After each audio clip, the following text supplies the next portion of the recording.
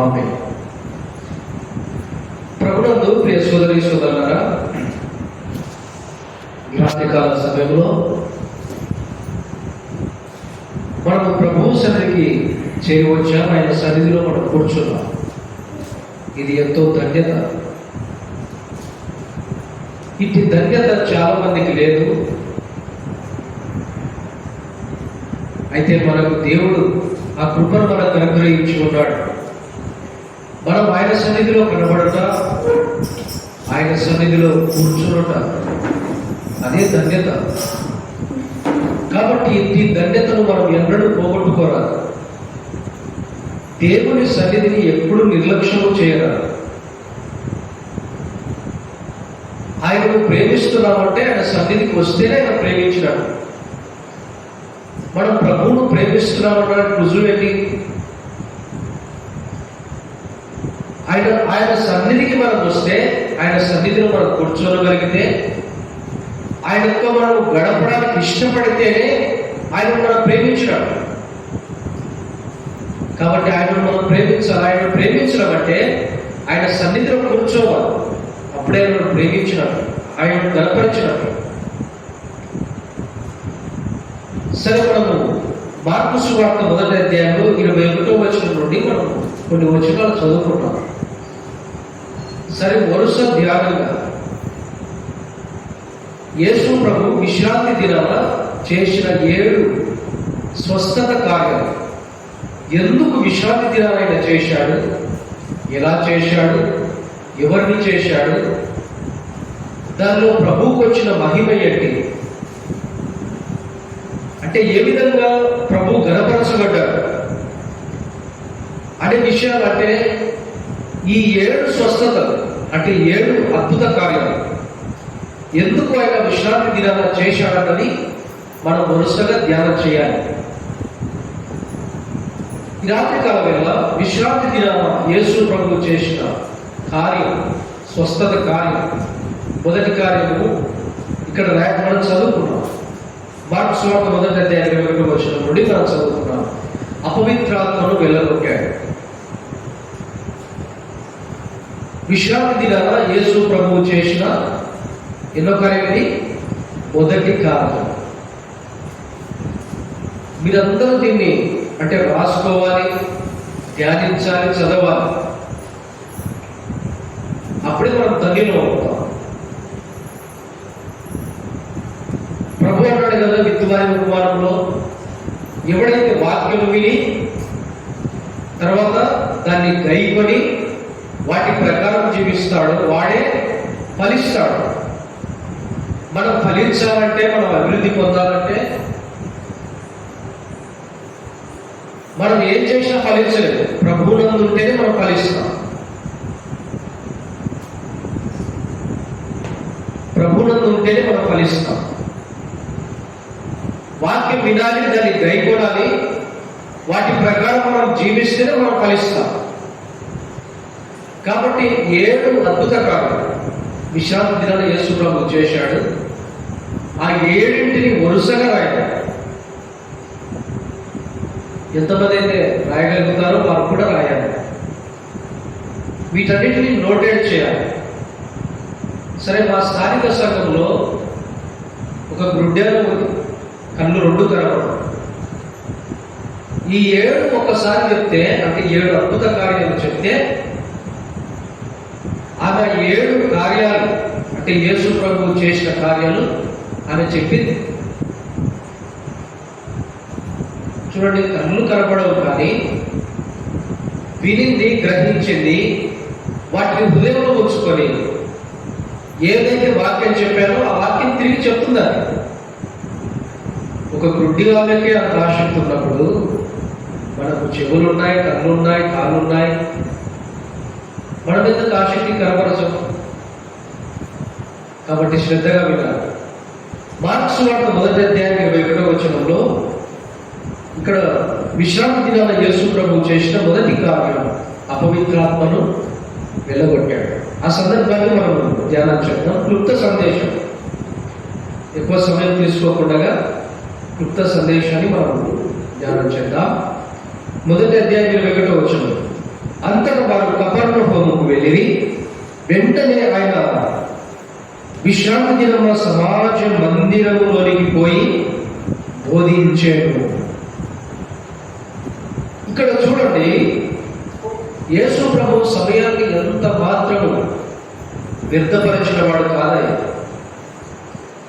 భూమి మీద ఆయన 33 సంవత్సరాలు జీవించాడు. కొంత సమయాన్ని కూడా అంటే ఆయన వ్యర్థం చేసిన వాడు కానే కాదు. సమయం దొరికితే ఆయన కొండలకు వెళ్ళి ప్రార్థన చేస్తాడు. సమయం దొరికితే ఆయన అరణ్యంలోనికి వెళ్ళి ప్రార్థన చేస్తాడు. సమయం దొరికితే ఆయన సమాజ మందిరంలోనికి వెళ్ళి బోధిస్తాడు. సమయం దొరికితే ఆయన సంభాషిస్తాడు. సమరయ స్త్రీతో చూడండి, వాక్యం చెప్పినట్లేమీ లేదు, సంభాషించాడు. కొంత సమయాన్ని కూడా వ్యర్థపరిచిన వాడు కాదని దేవుడు అంటే ఏ విధమైన కారణము చేత ఈ లోకానికి యేసు ప్రభువు పంపాడో దేవుని చిత్తాన్ని యేసు ప్రభు సంపూర్తిగా నెరవేర్చాడు. ఏ సమయాన్ని పోగొట్టుకున్నవాడు కాదయ్య. వెంటనే లేచాడంటే అంటే ఆలస్యం లేకుండా, సమయం పోనీయకుండా, సమయాన్ని పోనివ్వలేదు. చాలాసార్లు మనము సమయాన్ని పోగొట్టుకుంటాం. మందిరానికి రాకుండా, ప్రార్థనకు రాకుండా, ప్రభు సన్నిధిలో గడపకుండా సమయాన్ని మనం పోగొట్టుకుంటాం.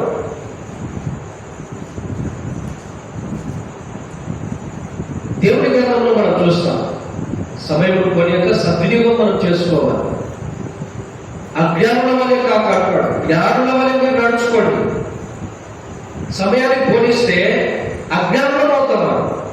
జ్ఞానంతో నడుచుకోవాలంటే, జ్ఞానంతో ప్రవర్తించాలంటే సమయాన్ని పోగొట్టుకోకూడదు.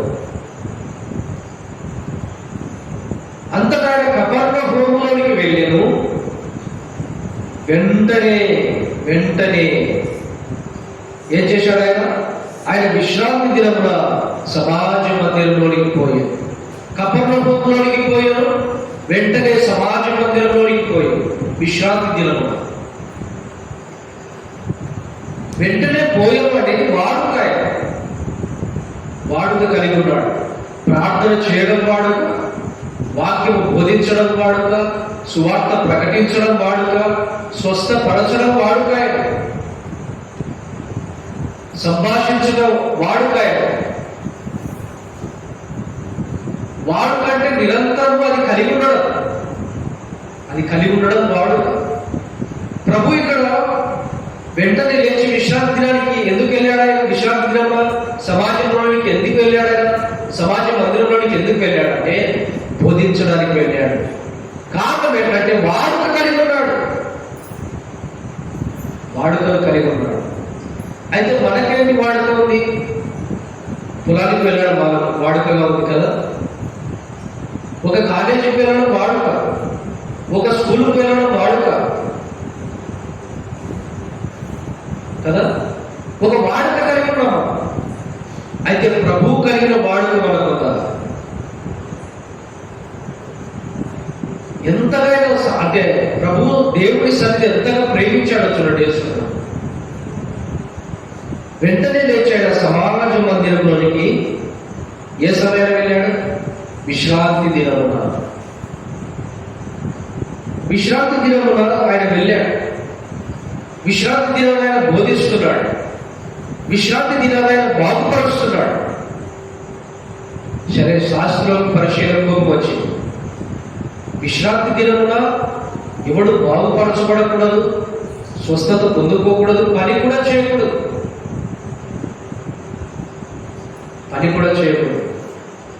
వారు ఎలాంటిది నమ్మేవారంటే, ఒక గొర్రె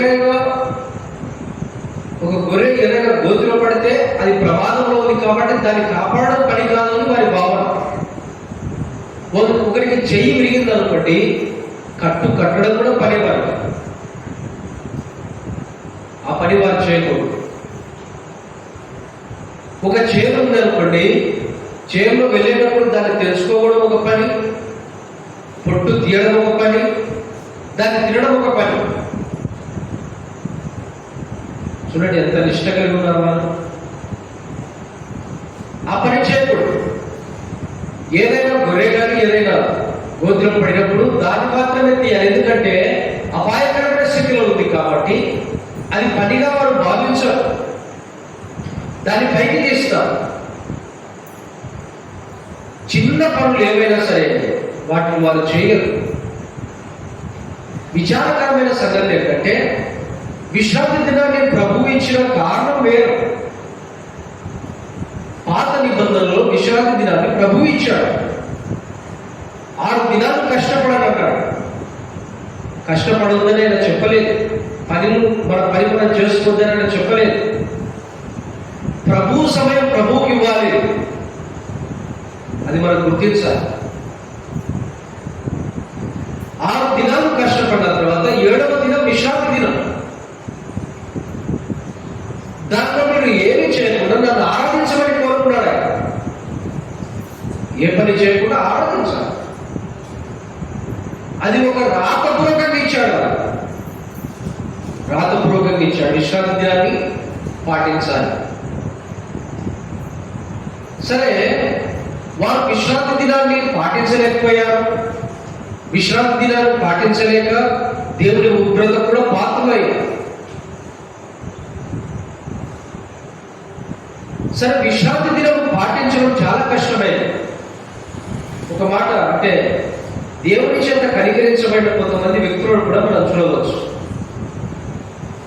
మత్తయి రాసిన సువార్త 12వ అధ్యాయం.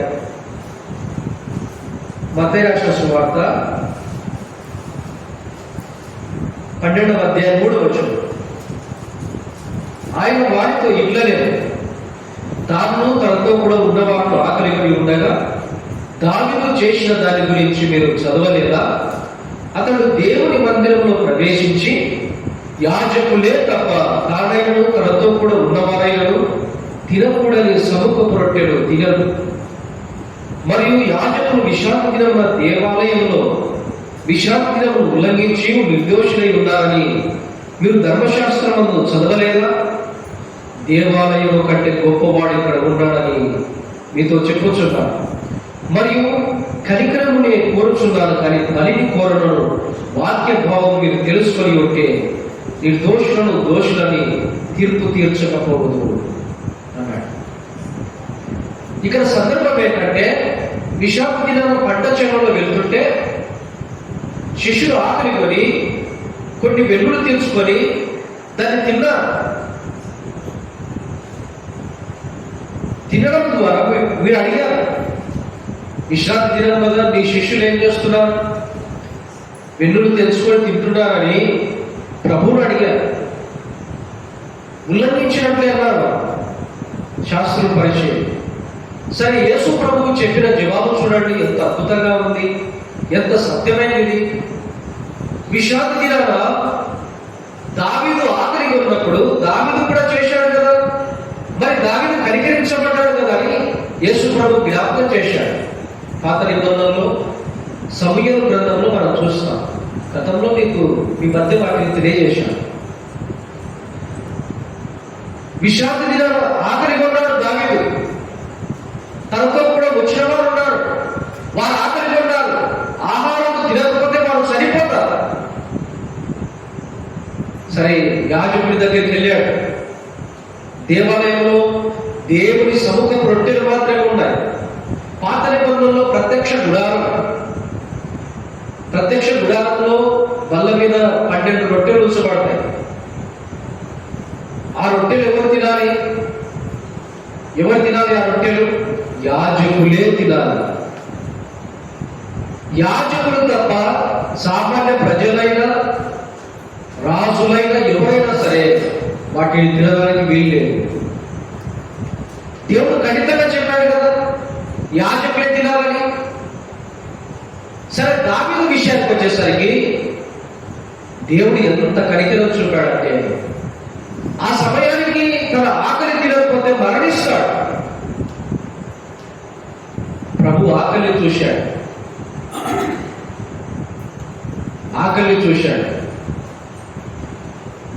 సరే, ఆ సముఖపు రొట్టెలు తిన్నాడు దావీదు, చనిపోలేదు. కారణం ఏంటంటే దేవుని చేత కనికరించబడ్డాడు. విశ్రాంతి దినమున యాజకులే తప్ప తినని కూడా రొట్టెలవి, సముఖపు రొట్టెలు, వాటిని తిని కూడా దావీదు కనికరించబడ్డాడు. యేసు ప్రభు దేవుని కృపను గురించి మాట్లాడుతున్నాడు, దేవుని దయల గురించి, కరుణ వాత్సల్యతల గురించి, ఆయన కనికరాన్ని గురించి యేసు ప్రభు మాట్లాడుతున్నాడు. దేవుడు కఠినాత్ముడు కాదాయ, ఆయన దయ కలిగిన వాడు, మంచితనం కలిగిన వాడు. ఎంత మంచితనం అండి! లోకంలో దుష్టులు ఉన్నారు, నీతిమంతులు ఉన్నారు. వర్షం అందరికీ సమానం చేస్తున్నాడు కదా. కేవలం నీతిమంతుల పొలంలోనే వర్షం వస్తుందా? నీతిమంతులైనా అనీతిమంతులైనా అందరి మీద తన కనికరాన్ని చూపేవాడు. ఎంత మంచి దేవుడు అన్నాయి.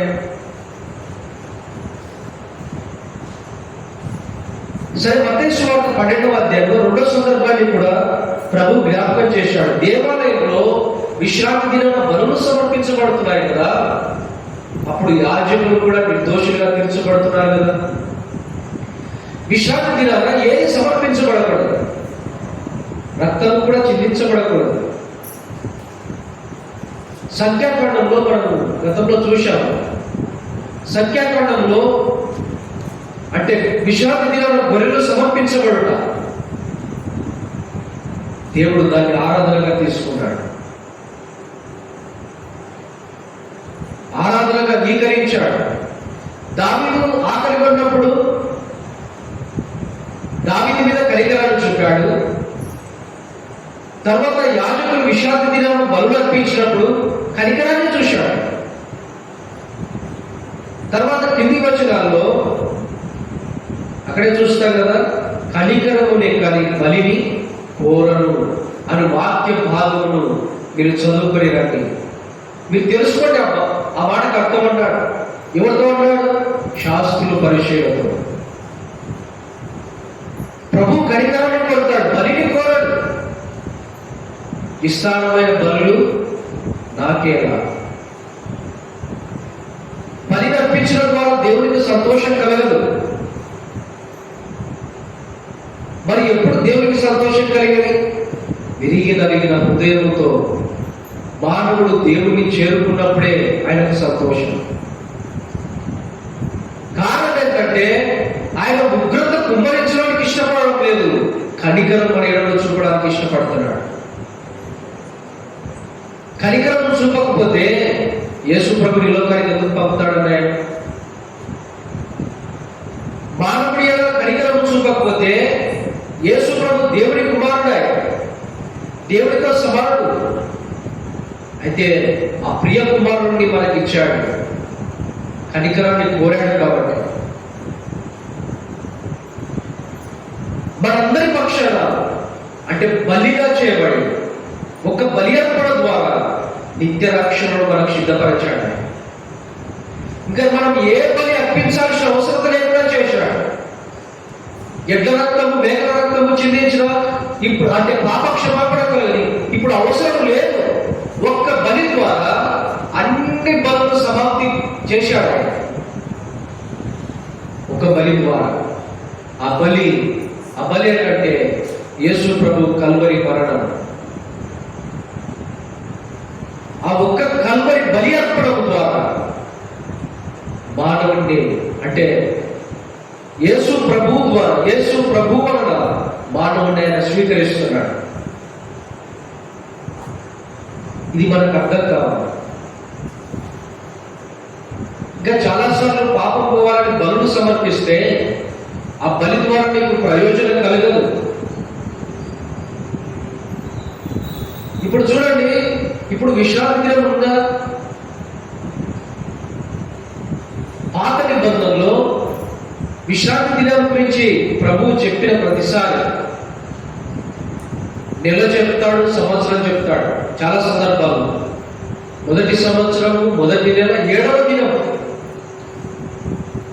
చెప్పండి అంటే సంవత్సరం చెప్తాడు, నెల చెప్తాడు, దినాన్ని కూడా చెప్తాడు. ఇంకా అవసరమైతే మొదటి నెల, మొదటి సంవత్సరం, మొదటి నెల, 7వ దినము సాయంకాలం అంటాడు. దినము సమయంతో సహా చెప్పాడు ఆయన పాత నిబంధనలు. కానీ కొత్త నిబంధనలు ఆదివారం రొట్టె విరుచుటకు కూడినప్పుడు, ఏ ఆదివారం చెప్పలేదా?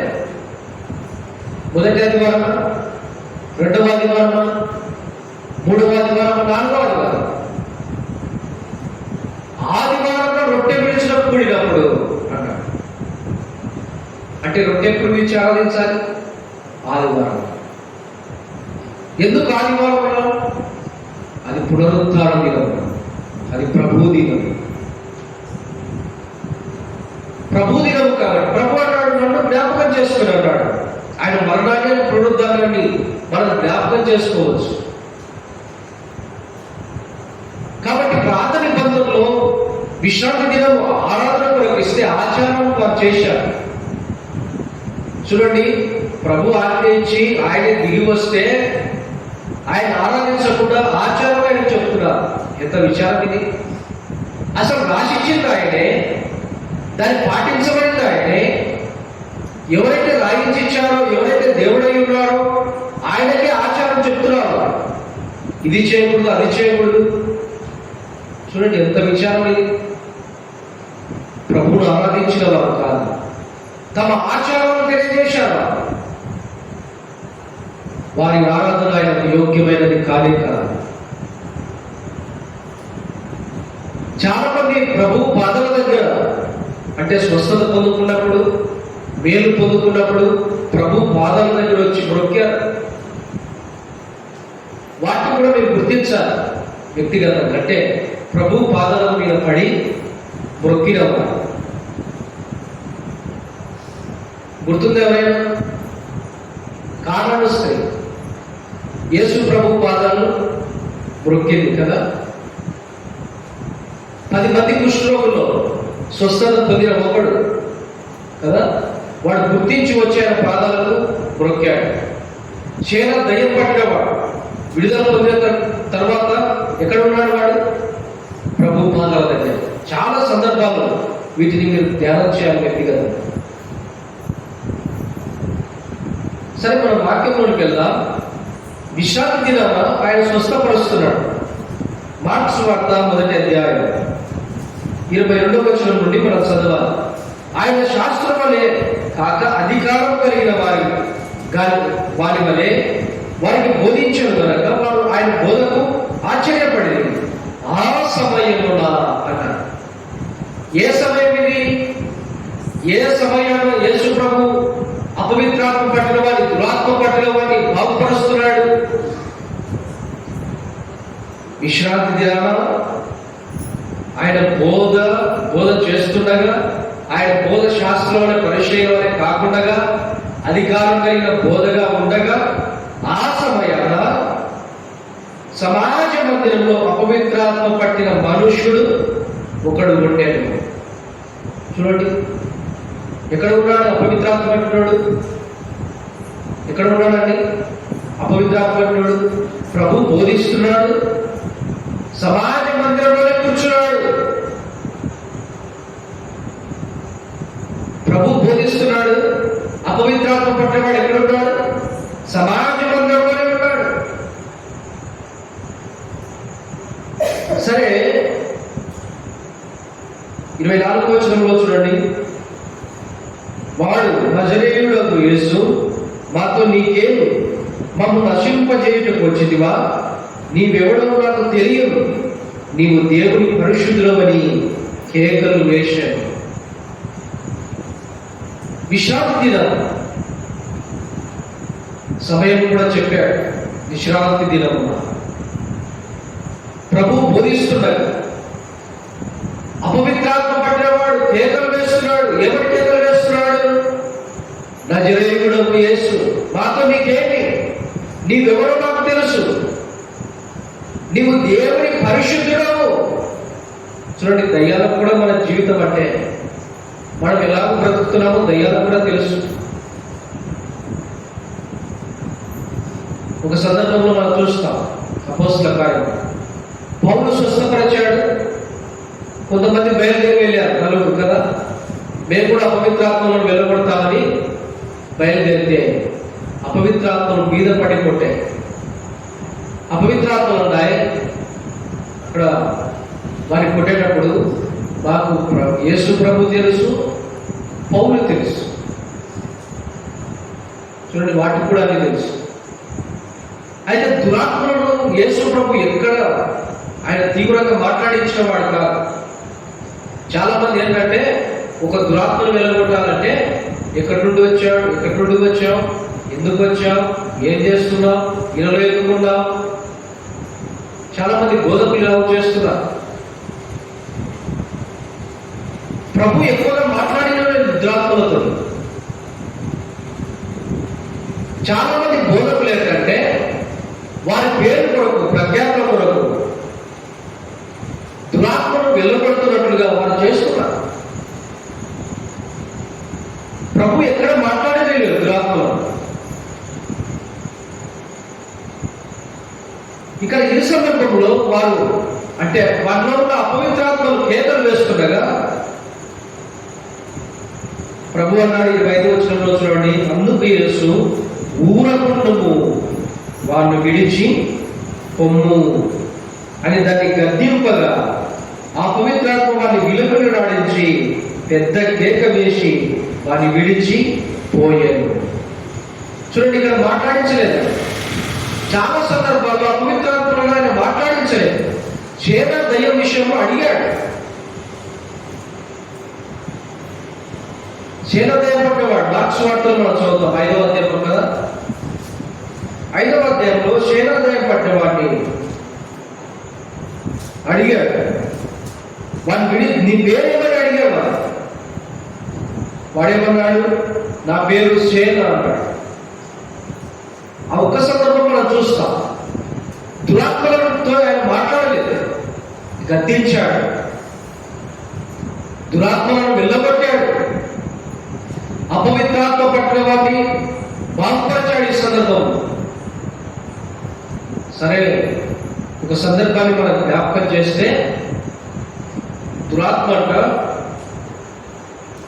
ఇల్లు ఖాళీ, అంటే ఒకటి ఇల్లు ఊడ్చి ఖాళీగా ఉంటే వెళ్ళిపోయిన దురాత్మ మరి చెడ్డమైన 7 దురాత్మల దయ్యం తీసుకొని వస్తుందని ప్రభువు చెప్పాడు. అంటే ప్రభు ధ్యానం మనలో ఉండకపోతే,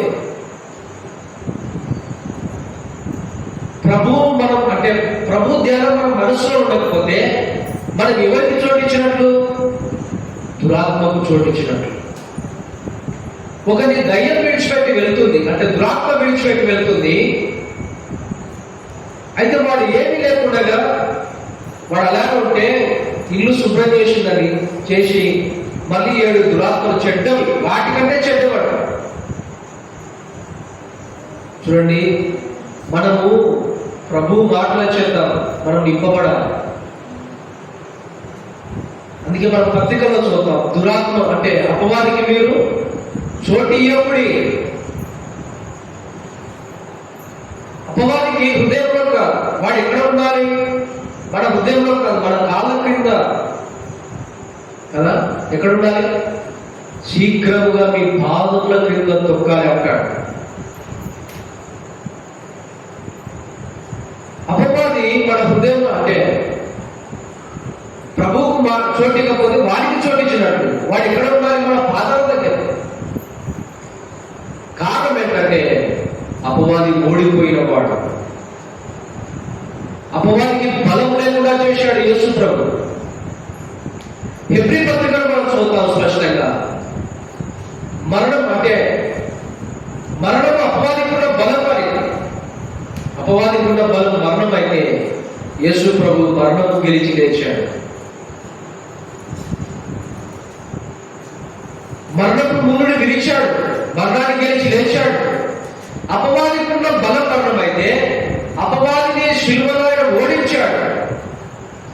అందుకే ప్రవచన రీతిగా రాయబడింది ఆది కాండంలో కదా. ప్రవచన రీతిగా రాయబడింది.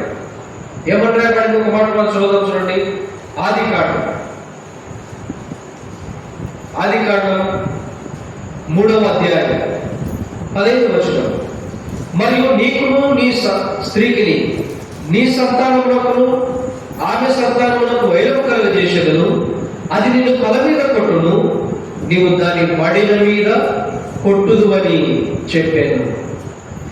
ఇక్కడ ప్రవచన రీతిగా రాయబడింది. అపవాది పతనమైపోవుట, అపవాది త్రొక్కబడుట, అపవాది అపజయము పొందుట దేవుడు ఎక్కడ రాయించాడు? ఆదికాండము 3వ అధ్యాయంలోనే రాయించాడు. పాపము ద్వారా, అంటే ఆదాము అవ్వలను మోసపరిచాడు, అపవాది మోసపరిచాడు.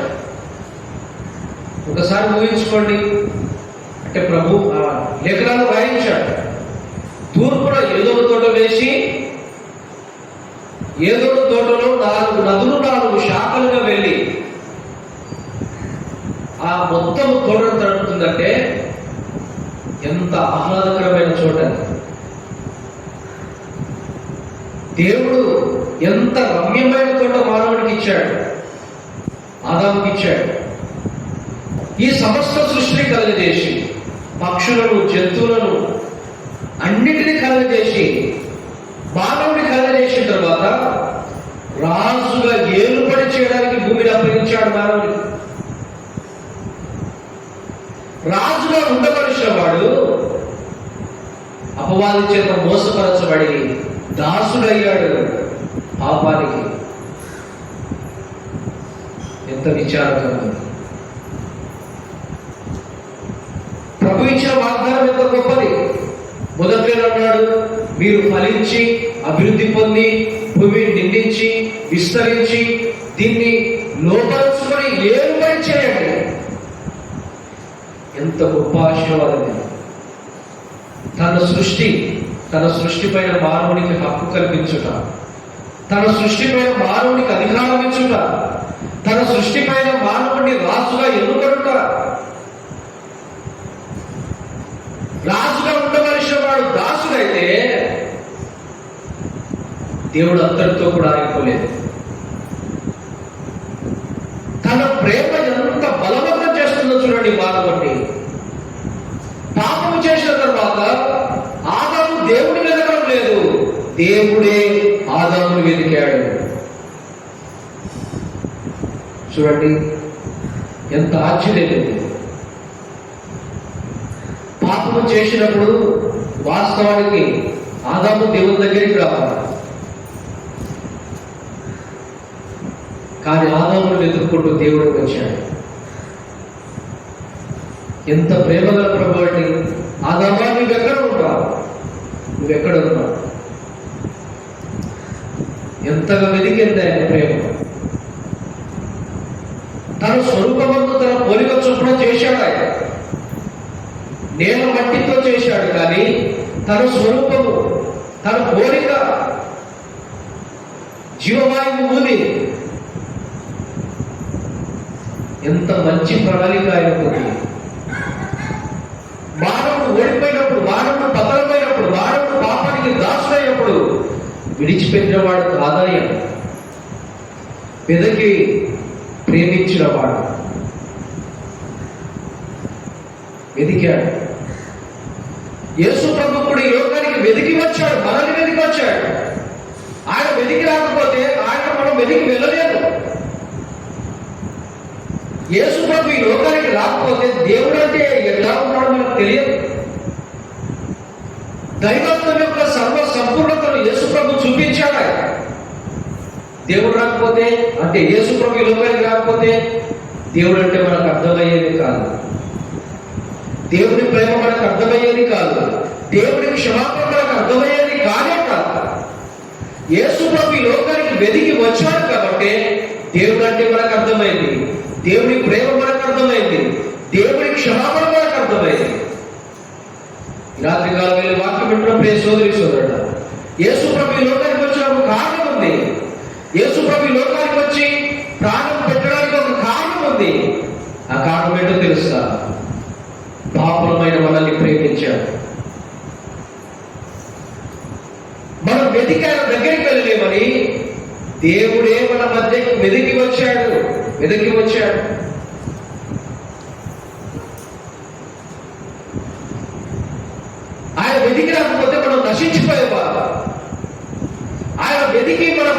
కాకపోతే మనం నరకాగ్నిగుండంలో పడేవారు. ఆ నిత్య శిక్ష నుండి, నిత్యాగ్నిగుండం నుండి మనల్ని విడిపించి, విమోచించి నిత్య రాజ్యానికి వారసులుగా చేయడం కొరకు యేసు ప్రభు ఈ లోకానికి తగ్గించుకొని వచ్చాడు. దేవుడి ప్రేమ ఎంతగా వెల్లడైంది, దేవుడి ప్రేమ మానవుడి కనుల ఎదుట ఎంతగా ప్రత్యక్షపరచబడింది. దేవుడి ప్రేమ యేసు ప్రభు శిలువలో రుజువు చేయబడింది. మన పాపానికి రావాల్సిన ఉగ్రత అంతటినీ కూడా యేసు ప్రభు శిలువ రాము మీద యేసు ప్రభు పైన కొట్టాడు. దేవుడు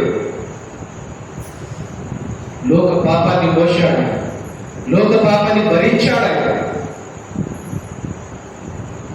ఇంకా ఎవరు ఇట్టి కార్యాన్ని చేయలేరు, ఎవరికి ఇట్టి కార్యం సాధ్యము కాదు. లోక పాపాన్ని భరించడం అంటే ఏ మనుషునికి ఎవరికి సాధ్యమయ్యే పని కాదు. ఒక యేసు ప్రభువుకు మాత్రమే సాధ్యమని లోక పాపాన్ని భరించాడు. లోక పాపము కొరకు దేవుని ఉగ్రతను భరించాడు. లోక పాపము కొరకు దేవుడు ఏదైతే శిక్ష విధించాడో ఆ శిక్ష తన శరీరమందు అనుభవించిన వాడు. ఈ వాక్యం ఎట్లా ప్రేసోదరిస్తుందా? నీ కొరకు ప్రభు ఎంత ఉన్నతమైన ప్రణాళిక కలిగి ఉన్నాడు. నిన్ను విమోచించడం కొరకు, నిన్ను రక్షించడం కొరకు, నిన్ను పరలోకంలో చేర్చడం కొరకు దేవుడు యేసు ప్రభు ఎంత ఉన్నతమైన ప్రణాళిక కలిగి ఉన్నాడు. చాలాసార్లు ఏంటంటే వాక్యం వింటాం, మనం వెళ్తాం, దేవుడి ప్రేమ ఏదో అర్థమైనట్టే ఉంటుంది, కానీ ఆయన అంగీకరించం. కారణం ఏంటంటే అపవాది చేత మోసపరచబడ్డాడు. వాడు అంటాడు, 10వ తరగతి అయిపోయి, ఇంటర్ అయిపోయి, డిగ్రీ అయిపోయి, పీజీ అయిపోయి, పెళ్లి కాని, వృద్ధాపము రాని, చివరి దశలో నమ్ముకుంటే ప్రయోజనం. ఎంత విచారం అంటే ఇది. అందుకని దేవుడు మనకు ప్రాణం ప్రాప్తి ఇచ్చింది, అందుకని దేవుడు సమయాన్ని ఇచ్చింది. సమయం ఉండగానే, అవకాశం ఇవ్వబడుతుండగానే యేసు ప్రభువును అంగీకరించాలి. ఆదికాండం 3వ అధ్యాయంలో వెంటనే రక్షణను సిద్ధపరిచాడు. ఆదాము తప్పిపోయినప్పుడు, ఆదాము పాపానికి దాసులైనప్పుడు, రాజుగా ఉండవలసిన వాడు దాసులైనప్పుడు, దాసులై ఉండగా వెంటనే ఒక వాగ్దానం చేశాడు. ఈ వాగ్దానము సర్వ మానవాళి కొరకు చేయబడ్డ వాగ్దానం. ఈ వాగ్దానంలో యేసు ప్రభు శిలువ మరణం ఉంది. ఈ వాగ్దానంలో అపవాది ఓడించబడటం ఉంది. అపవాది ఓటమి నీకు స్త్రీ సంతానంలో వైరముకరణ చేసేదను, అది నేను తల మీద కొట్టు, దాన్ని మడిమ మీద కొట్టేది. స్త్రీ సంతానంగా పుట్టినవాడు ప్రభు అయిన యేసు క్రీస్తే. మత్తయి సువార్త 1వ అధ్యాయంలో మీరు చదవండి. అబ్రహాము ఇస్సాకును కనెను, ఇస్సాకు యాకోబును కనెను, యాకోబు యూదాను కనెను, యూదా నుండి 12 గోత్రాలు, రూబేను, సిమియోను, లేవి, కదా చాలా గోత్రాలు, 12 గోత్రాలు.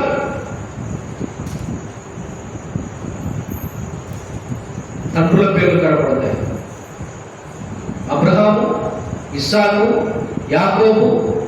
యాకోబు తర్వాత 12 గోత్రాల్లో అందరు పురుషులే. ఒక శ్రేష్టమైన మాట ఇక్కడ చూద్దాం, చూడండి. మత్తయి సువార్త 1వ అధ్యాయం. మత్తయి రాసిన సువార్త 1వ అధ్యాయం 18వ వచనం. యేసు క్రీస్తు జనన విధం ఎట్లనగా ఆయన తల్లి అయిన మరియా. చూశారా? అసలు పైవచనాల్లో ఉన్న జనన విధం వేరు.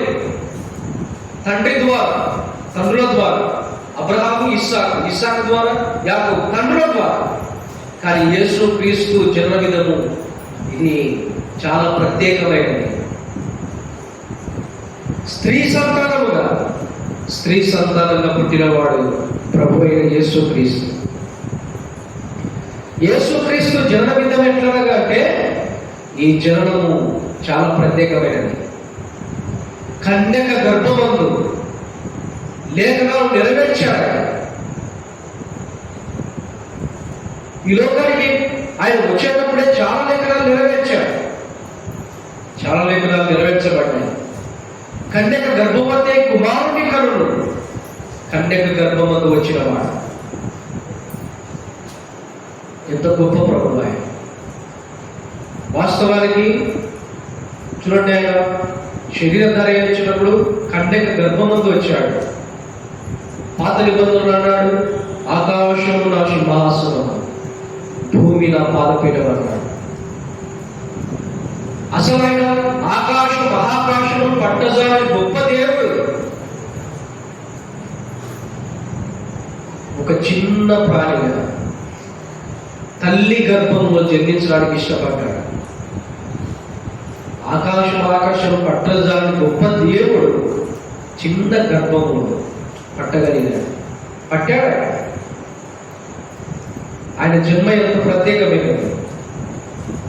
పరిశుద్ధంగా జన్మించాడు, పరిశుద్ధంగా జీవించాడు, తన పరిశుద్ధమైన రక్తాన్ని శిలువలో మనకు కార్చాడు. కాబట్టి అపవాది ఓడిపోయాడు. అపవాదికి ఇప్పుడు బలం లేకుండా చేశాడు.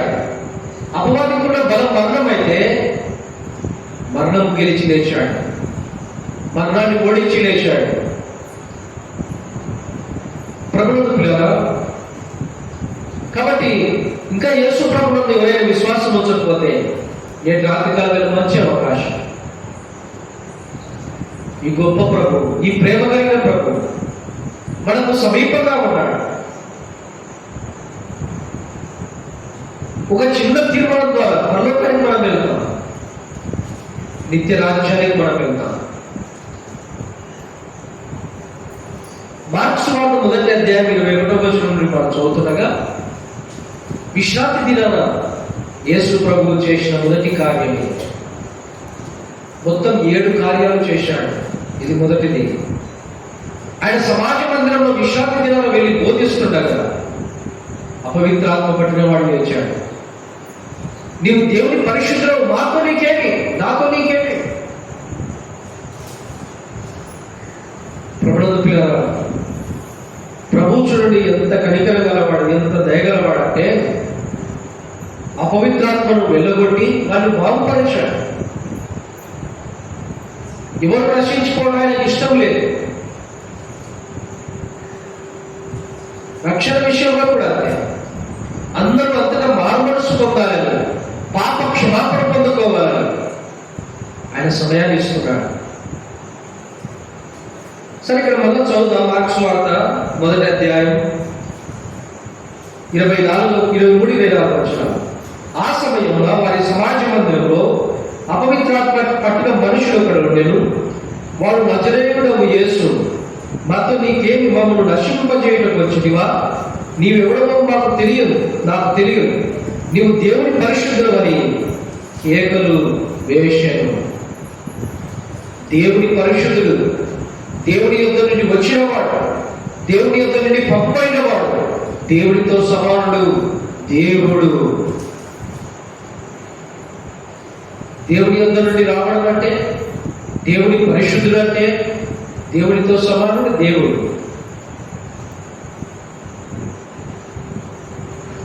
ఆయన దేవుని పరిశుద్ధుడు. ఒక సందర్భంలో అంటే సువార్తలో మనం చదువుతుండగా పిలాతు ప్రభువుని అడిగాడు, నువ్వు దేవుని కుమారుడవా, నువ్వు సర్వోన్నతుని కుమారుడవా, నువ్వు పరమాత్ముని కుమారుడవా? చూడండి, నీవనంటే నేను సర్వశక్తి గల దేవుని కుమారుడను. నువ్వు రాజువా? అవును, నేను రాజునే అన్నాడు. నా రాజ్యం ఈ లోక సంబంధమైంది కాదు అన్నాడు.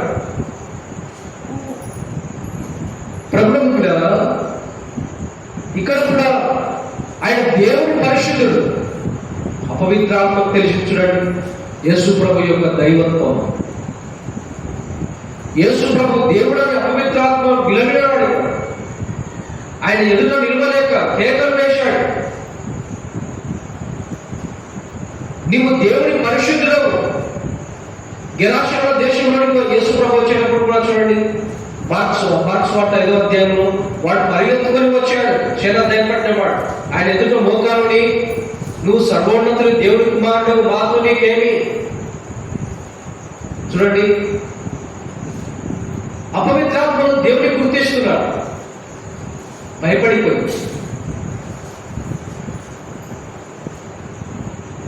సరే, పేతురు కూడా ఒక సందర్భంలో అన్నాడు, మత్తయి సువార్తలో మనం చూద్దాం, ప్రజలందరూ నన్ను గురించి ఏమనుకుంటున్నారు ప్రభు అడిగితే పేతురు అంటాడు, ప్రభువా, కొందరు ఏలియా అనుకుంటున్నారు, కొందరు ఇర్మియా అనుకుంటున్నారు, కొందరు బాప్తిస్మం ఇచ్చే యోహాను అనుకుంటున్నారు.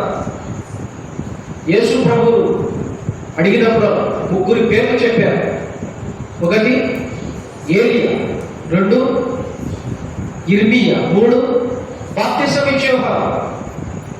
ఎందుకని 3తో పోల్చబడుతున్నాడు? ప్రజలు ఎందుకు అనుకుంటున్నారు? ఏలియా ప్రార్థనాపరుడు. తన ప్రార్థన ద్వారా వర్షాన్ని ఆపినవాడు, తన ప్రార్థన ద్వారా వర్షాన్ని రప్పించినవాడు ఏలియా ప్రార్థనాపరుడు. యేసు ప్రభువుకున్న ప్రార్థన జీవితాన్ని బట్టి వారు ఏలియా అనుకున్నా, ఏలియా ఉండవచ్చు, మంచి ప్రార్థనాపరుడు కాబట్టి. సరే, ఇర్మియా అనుకున్నారు కొంతమంది. ఎందుకు అనుకున్నారు ఇర్మియాని? ఇర్మియా తన ప్రజల పాపము కొరకు ప్రయాసమైన వాడు, తన ప్రజల పాపముల కొరకు విలపించిన వాడు. యేసు ప్రభు కూడా చాలా సందర్భాల్లో ఆయన విలపించాడు, కన్నీరు కార్చాడు. యెరూషలేమా యెరూషలేమా అని విలపించిన వాడు. గెత్సెమనే తోటలో విలపించి ప్రార్థన చేసిన వాడు, కన్నీరు కార్చిన వాడు. చాలా సందర్భాలు మన చూద్దాం. ఎబ్రీ పత్రికలో ఆయన శరీరధారి అయి ఉన్నప్పుడు మహారోదనముతోనూ కన్నీళ్లతోనూ ఉంటాడు. ఆయన విలపించేవాడు కాబట్టి ఇర్మియా అనుకున్నారు. సరే, బాప్తిస్మం ఇచ్చే యోహానని కొంతమంది అనుకున్నారు. ఎందుకు అనుకున్నారు బాప్తిస్మం ఇచ్చే యోహానని? బాప్తిస్మం ఇచ్చే యోహాను మాట చాలా యథార్థమైనది, చాలా సత్యమైనది. ఎంత మాత్రము భయపడని వాడు, తన తల తెగొట్టబడుతున్న సత్యం మీద నిలబడిన వాడు.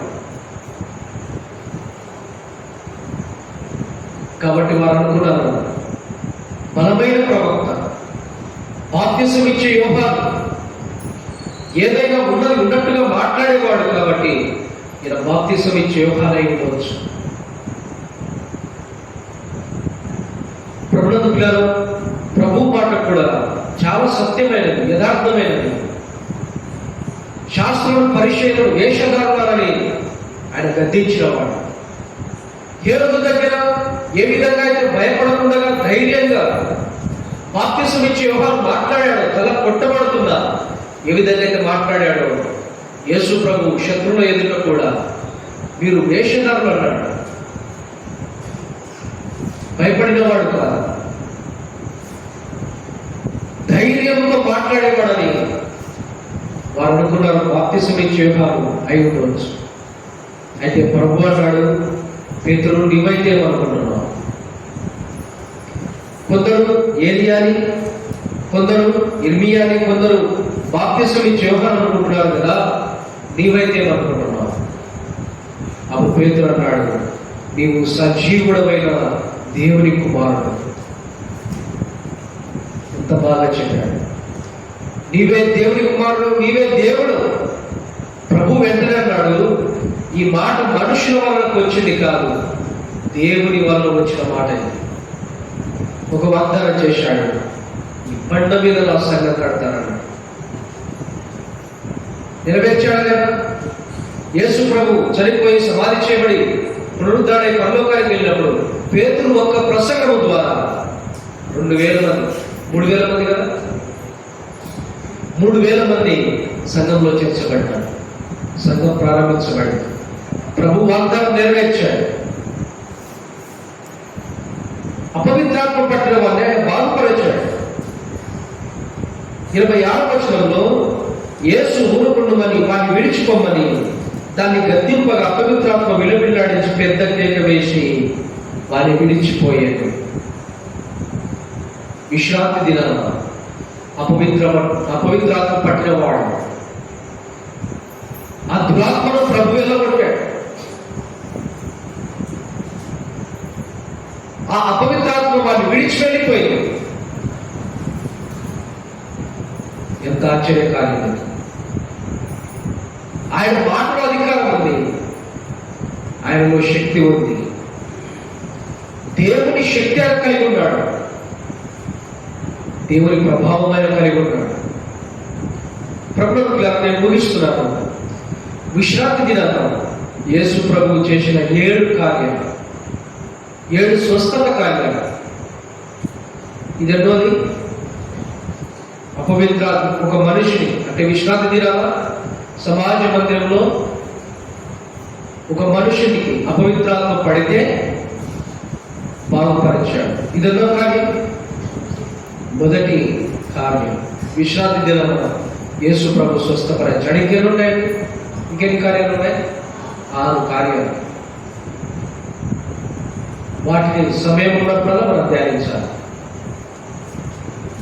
రేపటి దినాన కూడా 2వ కార్యం, 2వ స్వస్థత కార్యం.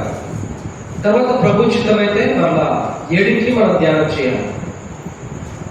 ప్రభు లేఖన భాగాలు ఆయన మన వినికిలో దీవించి ఆశీర్వదించాలి. చిన్న ప్రార్థన చేద్దాం. పరిశుద్ధులైన మా తండ్రి, కృపల మా దేవ, ఘనమైన గొప్ప దేవుడు అని నిన్ను స్తుతిస్తున్నా ప్రభువా. మీరు చేసిన ప్రతి మేలు ఉపకారంకై నిన్ను స్తుతిస్తున్నా. ప్రేమించి దినాలిచ్చారు. ఈ దినవంతంలో మా పనుల్లో, ప్రయాణంలో అన్నింటిలో కూడా మీ కాపుదల భద్రతను మాకు అనుగ్రహించారు. ఈ రాత్రికాల సమయంలో మీ సన్నిధిని ప్రేమించి రాగలిగిన ప్రతి ఒక్కరిని దీవించండి, ఆస్వాదించండి. రాలేక ఆగిపోయిన వారు, దూరం నుండి విన్నవారు, అట్టి వారిని కూడా కటాక్షించండి. మీ సన్నిధిని పోగొట్టుకోవడంగా మీ సన్నిధిలో కనబడి ధన్యులు కావడానికి మీ కృపను అనుగ్రహించండి. చేరవచ్చిన ప్రతి ఒక్కరిని దీవించండి, ఆశీర్వదించండి. వారి కుటుంబాలను దీవించండి. రాత్రికాల సమయంలో నేను మీ దీవెనలు, ఆశీర్వాదాలు రెండుగా మాకు అనుగ్రహించడానికి ముందున్న సమయాన్ని మమ్మల్ని మేము మీ దగ్గర హస్తాలకు అప్పగించుకోండి. ప్రభువైన యేసు క్రీస్తు నామమున స్తుతించి ప్రార్థించి అడిగి వేడుకుంటున్నాము తండ్రి. ఆమేన్.